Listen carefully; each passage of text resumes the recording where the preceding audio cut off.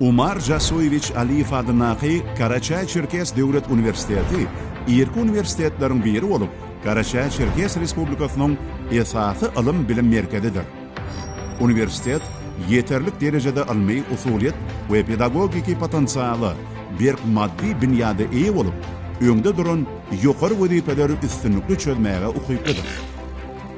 Häzirki wagtda üniversitet bilim bermeklegiň ähli basgançygyny, ýagny bakalavr, magistratura, aspirantura we doktorluk programmalaryny 107 uğurdan bilim meýilnamalaryny durmuşa geçirýär.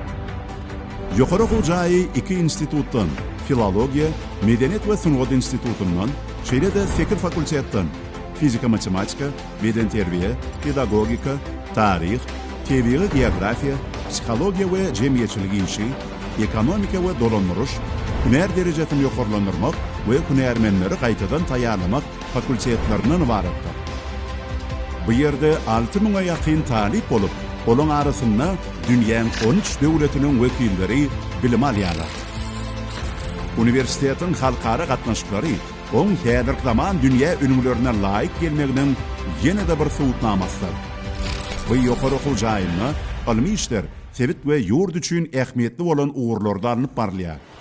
Bundan başgada, geçede onuň alymlary her ýyl Russiýanyň federal emlak gadnasyndan grant alýarlar, hemde Russiýa we halkara derejesinde 20den gowrak konferensiýalar geçirýärler.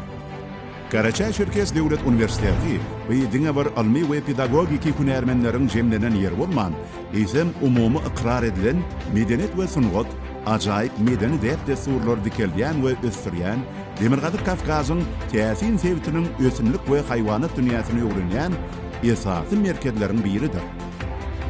Bu ýerde bilim puwdagyny pedagogika we etnokultura gözlegleriniň ilmi barlykhanasy, geoekologiýa gözlegçilik laboratoriýasy, arkeologiki gözleg merkezi, arxiv dag sport kluby, zehin we üstünlük, zehini çağları ýüze çykarmak we gollamak merkezi üstünlükli işleýär.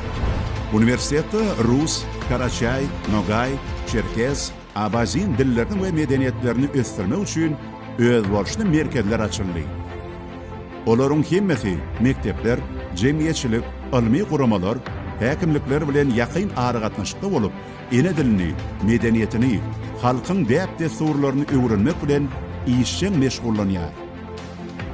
Ýene bir esasy bellemeli zatlaryň biri hem üniversitetiň ähli talipleriniň we mugallimleriniň buýsanjy bolan şoklu, dostluk talip koreografiya ansamblidir.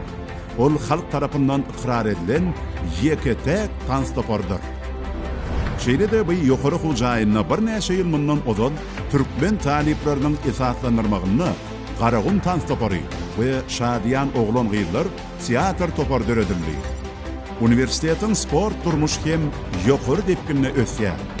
Russiýa, Ýewropa we dünýäň derejesinde geçirilen köp sanly ýarışlarda gadanylan ýeňişlerden başga-da, Karaçay-Çerkes Devlet Üniversiteti Russiýa bilen Germaniýanyň arasyndaky halkara sport hyzmatdaşlygynyň şägini dağa çykmak, dağ syýahatçylygy we alpinizm puwdagyny esasy üniversitetleriň biridir.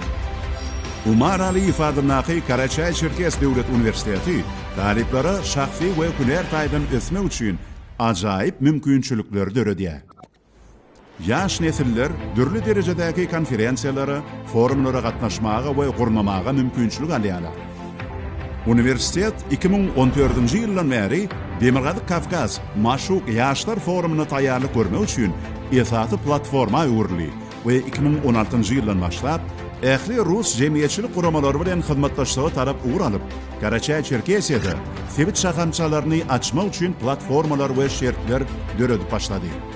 Galy bersede bu ajaýyp üniversitetiň eýem 80 ýyl bäri zähmet baglaryna bäsleşige ukyply, başarnykly, jogapkärçilikli, dağ halklarynyň ahlak däplerini we edep terbiýesini öwrenýär.